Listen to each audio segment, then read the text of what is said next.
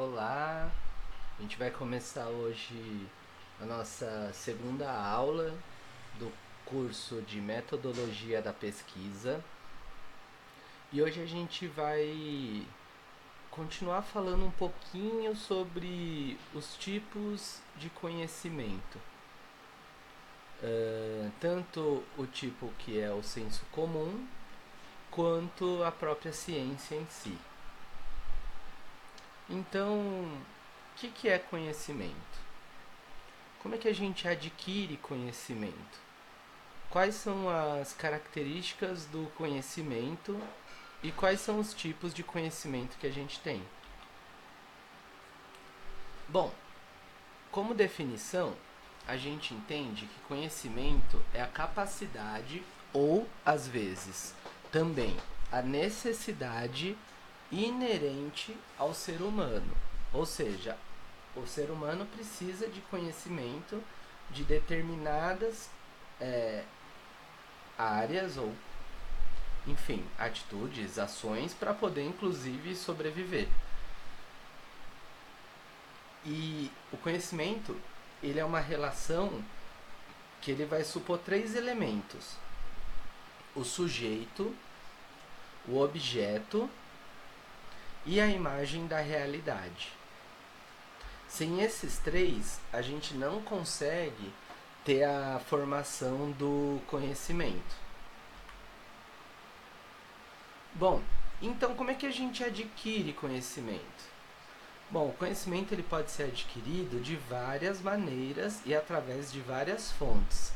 Ele pode ser adquirido até mesmo através de sensações, de percepção, da nossa própria imaginação, de memória, da linguagem, do raciocínio e também da intuição.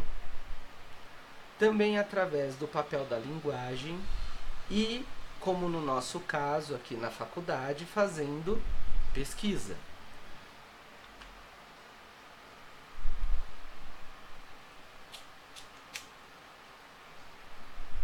Ainda sobre como adquirir conhecimento, a gente pode ter através da intuição, que a gente parte daquele pensamento, eu acho que determinada coisa pode acontecer, por exemplo. A gente tem também através da experimentação, realizando um experimento, ou atrás da racionalização, como por exemplo uma fórmula matemática, uma fórmula química. E quais são então os tipos de conhecimento? A gente define ele em cinco tipos. O primeiro é o senso comum, o segundo é o artístico, o filosófico, o teológico e o científico. Bom, o conhecimento comum, né, também chamado de conhecimento empírico, ele tem outras denominações, como por exemplo conhecimento vulgar, intuitivo ou até conhecimento ordinário. Bom, esse conhecimento a gente vai adquirir ele através de causas e de forma geral ele é um conhecimento superficial. Ele vai acontecer por informação ou até por experiência casual. Ele é ametódico e assistemático, quer dizer que ele não tem um método pré-definido e nem um sistema pré-definido. Bom, é a partir do conhecimento comum, né, do conhecimento empírico, que vai formar grande parte do conhecimento do ser humano. Bom, agora partindo para o conhecimento científico, a gente tem o que é chamado de intuição. A intuição é uma função da mente, que ela age sem estar fundamentada por formação técnica. É aquilo que você acredita ou que você acha que possa acontecer. É uma forma de obter conhecimento sem o necessário uso da razão.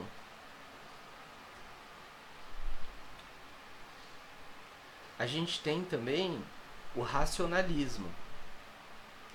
O racionalismo, ele vai usar a razão como a sua única fonte de conhecimento, porque ele entende que os sentidos podem nos enganar, como é lá no conhecimento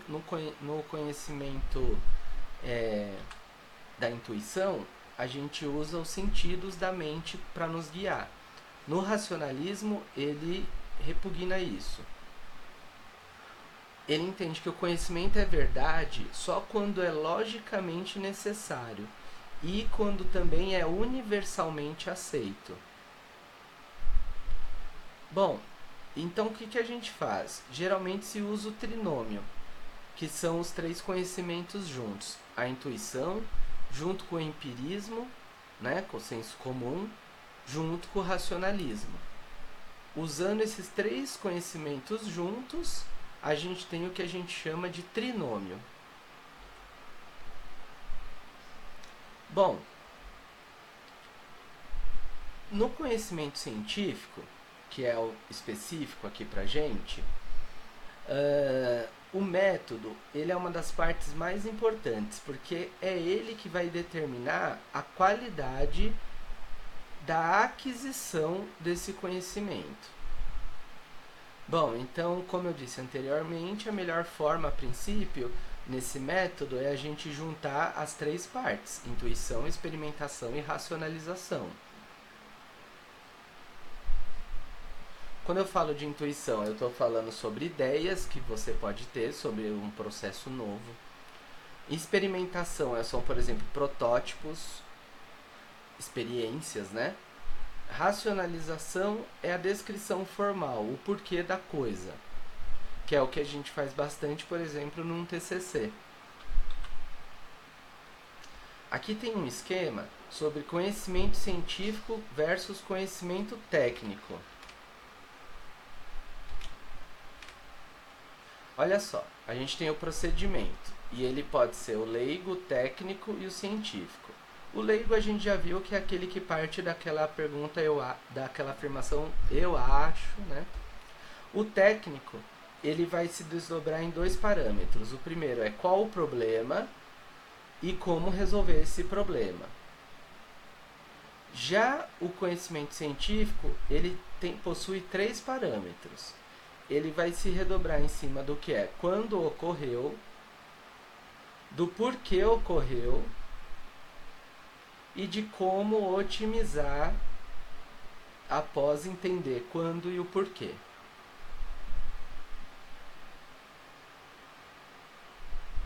Então, a partir desse esquema aqui, eu consigo entender que o conhecimento científico ele surge da necessidade de descobrir princípios explicativos, ou seja, explicar os quandos e porquês das coisas. E ele vai ser resultado da investigação científica.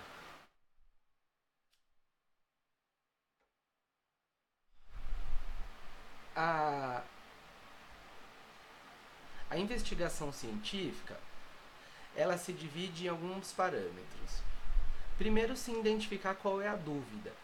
É o que a gente chama num trabalho científico da pergunta do trabalho, do problema do trabalho, né, do problema de pesquisa. E entendendo que o conhecimento que existe até hoje para aquilo, que se caso exista, né, que geralmente na nossa área sempre existe, não basta. E que a gente precisa de uma resposta para a dúvida. E essa resposta, né, ela tem que oferecer provas de segurança.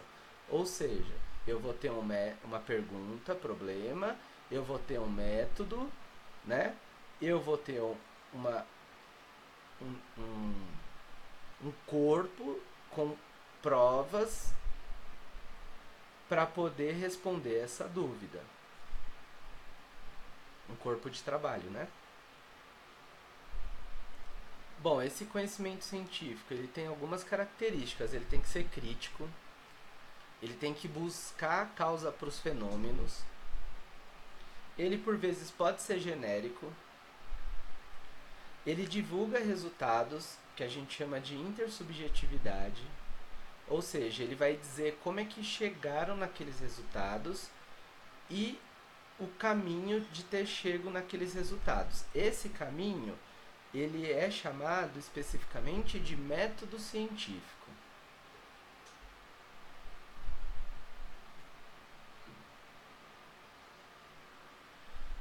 Bom, quando a gente fala do conhecimento intuitivo e do conhecimento científico, a gente tem um termo chamado intuere, que ele significa ver. E aí no conhecimento intuitivo, a gente chega ao objeto sem passar pelo meio. Então, não é possível ter uma intuição intelectual, né? O conhecimento intuitivo, ele é um ato. Ele é subjetivo, cada um vai ter o seu. Enquanto no conhecimento científico, ele é o princípio de um longo processo. Bom, outro conhecimento que a gente tem também é o conhecimento teológico.